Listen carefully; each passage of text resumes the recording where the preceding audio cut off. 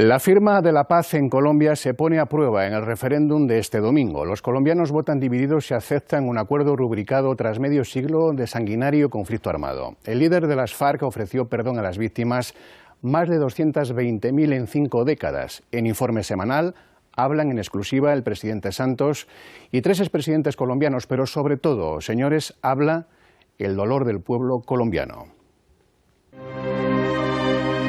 Colombia no será la misma después de este momento. Arropados por una nutrida representación internacional, el presidente Juan Manuel Santos y el líder de las FARC, Rodrigo Londoño alias Timochenko, firmaban el acuerdo de paz entre el gobierno y la guerrilla que cambiaba el rumbo de la historia del país.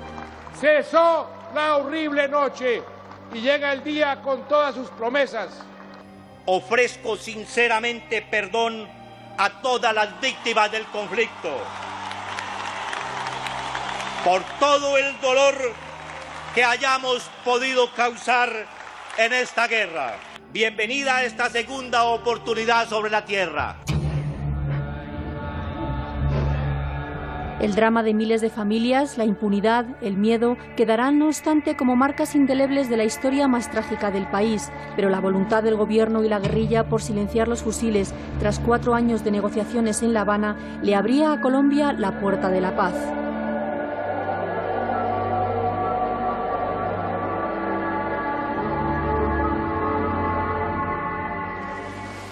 $220.000 muertos y cerca de 8 millones de víctimas entre secuestrados, heridos y desplazados, según el Centro de Memoria Histórica, es el balance que deja una guerra de 52 años que se ha sentido con especial virulencia en las zonas rurales.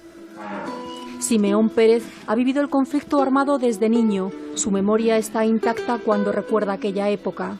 El ruido de los fusiles, el tratamiento de las bombas. Hemos sufrido los rigores de la violencia en carne viva. Recibe informe semanal en las tierras de San Vicente del Caguán, donde nació y de las que ha tenido que huir 4 veces. Estuvo preso y fue secuestrado por las FARC. Pasé 26 días muy duro, amarrado y andando de noche y de día. En la tranquilidad de su finca y rodeado de su mujer y algunos de sus hijos, Simeón Pérez nos relata su historia con entereza. Nos confiesa que en todos estos años lo peor no ha sido el sufrimiento físico, sino el emocional. Nos ha tocado que perder lo que hemos conseguido, lo que hemos tenido, nuestro patrimonio. Y claro que también perdí mi hijo, que era el mayor. Pero y otro que está que se fue para la guerrilla por también las incomprensiones del Estado con nosotros los pobres. A sus 67 años y como otras muchas personas, este hombre de campo baqueteado por la guerra solo espera seguir cuidando de su ganado y terminar sus días en esta finca. La reforma rural es precisamente uno de los puntos que recoge el acuerdo firmado por el gobierno y la guerrilla de las FARC, un acuerdo que tiene categoría de tratado de paz y contempla también transformaciones en la vida social, económica y política. Me encuentro muy satisfecho de haber logrado cerrar el círculo.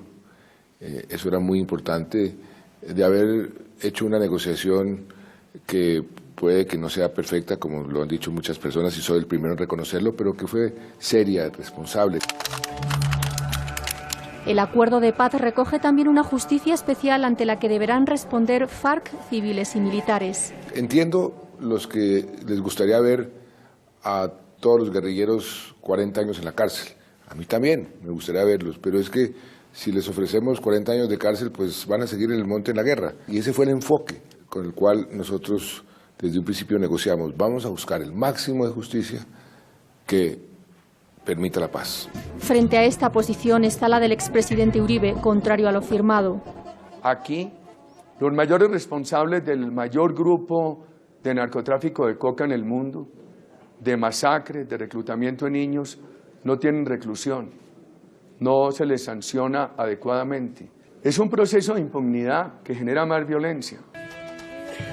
El nuevo camino que recorrerá Colombia permite también la entrada de las FARC a la vida política del país. El movimiento, que surja tras el abandono de las armas, contará con portavoces en el Congreso, con voz pero sin voto. Será a partir de 2018 cuando podrán participar en elecciones y se les garantizará una representación mínima de 10 escaños durante las 2 siguientes legislaturas. Se les da elegibilidad política, la que no le dan los países democráticos a los criminales. En la 10ª conferencia de las FARC, celebrada en las sabanas del Yarí, el propio Iván Márquez, líder negociador de la guerrilla, ponía fecha a la constitución del partido. Hemos decidido surtir todos los aprestamientos necesarios para el tránsito de nuestra estructura político-militar hacia un nuevo partido político cuyo congreso fundacional se llevará a cabo a más tardar en mayo de 2017, si se implementan los acuerdos tal y como está convenido.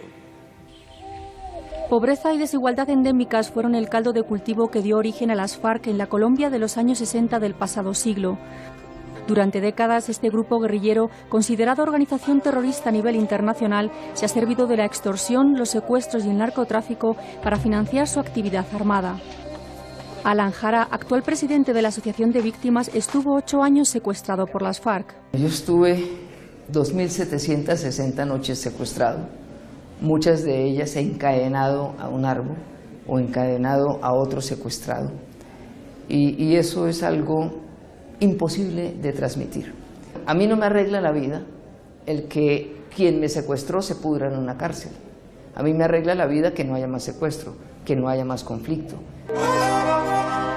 Durante años, FARC y ejército se enfrentaron en un país masacrado. Las FARC también perdieron a algunos de sus principales jefes, como Raúl Reyes, el propio Marulanda, el Mono Jojoy o Alfonso Cano.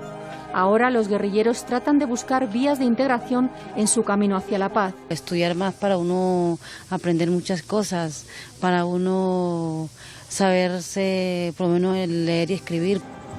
A lo largo de las últimas décadas ha habido varios intentos negociadores de paz entre la guerrilla y los distintos gobiernos colombianos. Que es posible acallar los fusiles y hacer la paz. El expresidente Pastrana fue quien más cerca estuvo de conseguirla.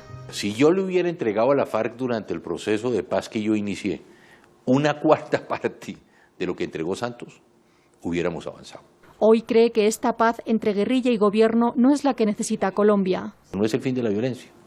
Seguirá el Ejército de Liberación, seguirán los paramilitares, seguirá el narcotráfico, tristemente para el país. La guerrilla tiene un plazo de 6 meses para desmovilizarse y abandonar las armas, una fecha marcada en el cronograma como el día D desde la firma de la paz. Tras escribir este nuevo capítulo, Colombia debe refrendar mañana el acuerdo en un plebiscito para desarrollarlo después bajo la supervisión de la ONU. Si el acuerdo de paz es refrendado en las urnas, requiere la aprobación del 13% del pueblo, llegará al Congreso un paquete legislativo como la ley de amnistía, la jurisdicción especial para la paz o la reparación de las víctimas, que permitirá implementar lo acordado en La Habana. Y el país va a despegar mucho más, entonces el dividendo económico también va a ser muy alto cuando podamos comenzar a construir una paz entre todos, que no va a ser un proceso fácil. Si gana el no, habrá que esperar a ver el nuevo escenario.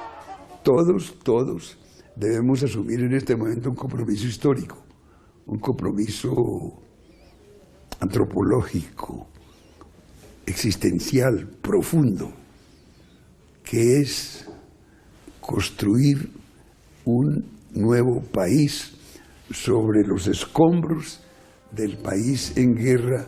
Tras más de 5 décadas de conflicto, Colombia espera ahora hacer realidad definitivamente el anhelo de una paz estable y duradera.